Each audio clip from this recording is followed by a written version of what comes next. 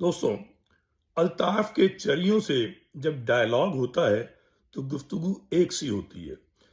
میں نے جب اعتراض کیا کہ الطاف متروکہ سندھ پر خاموش کیوں رہتا ہے اور کینال کے مسئلے پہ اس کے پیٹ میں درد کیوں ہے، کیونکہ کراچی کا 90% پانی بند ہے اور وہ بولتا نہیں ہے، تو جو ڈائلاگ ہوا بڑا مزیدار ہے۔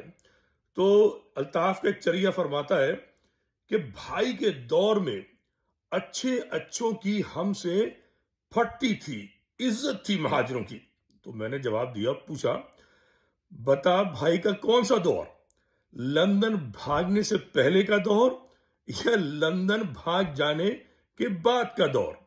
بھاگنے سے پہلے علی گڑھ اور قصبہ کے سانحات ہوئے، پکا قلعہ اور 30 ستمبر کے بدترین واقعات ہوئے۔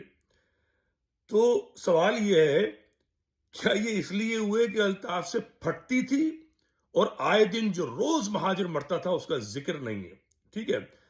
پھر میں نے پوچھا کہ یہ بتا کہ جو الطاف کے بھاگنے کے بعد زرداری نے قتل عام کیا، ٹھیک ہے، عزیر بلوچ نے قتل عام کیا، کیا وہ پھٹتی ہوئی وجہ سے قتل عام کیا؟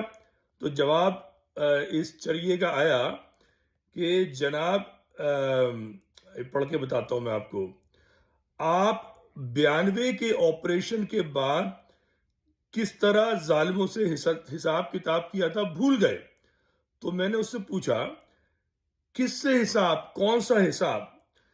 92 کے آپریشن سے پہلے 91 میں الطاف کے پلوں نے ہزاروں مہاجر لڑکے آفاق کے مارے۔ آفاق نے آنے کے بعد، عامر نے آنے کے بعد، 92 کے بعد الطاف کے مارے، دونوں طرف سے مہاجر مرا، قاتل و مقتول ہوا۔ تو کون سا حساب؟ ہاں، کیا الطاف نے نصیر اللہ بابر سے حساب لیا؟ الطاف نے قادر مقصی سے حساب لیا؟ الطاف کے بہترین دور میں قادر مقصی کو باعزت بری کیا گیا۔ علی گڑھ قصبہ کالونی کے قاتلوں کا پتہ چلا؟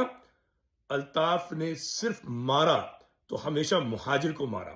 عزیر بلوچ آج بھی زندہ ہے، قادر مقصی آج بھی زندہ ہے، دھمکیاں دیتے ہیں سارے کے سارے۔ تو یہ چریا کہتا ہے ٹھنڈے ہو جائیں، مجھے معلوم ہے کہ آج بھی آپ کے خوابوں میں قائد محترم آتے ہیں۔ تو میں نے اس سے کہا ڈرنا تو تمہیں چاہیے کہ تمہاری زندگی کتوں جیسی ہو گئی ہے، میرا تو وہ شیطان الطاف کچھ نہ پہلے بگاڑ سکا نہ آج بگاڑ سکتا۔ الطاف بھتے اور لوٹ مار کی کمائی پر عیاشی کرتا ہے، میں اپنی قابلیت پر بہترین زندگی گزار رہا ہوں۔ تو مجھ میں اور الطاف میں بڑا فرق ہے، میں قوم کی وکالت کرتا ہوں، الطاف قوم فروش ہے، یاد رکھیے گا۔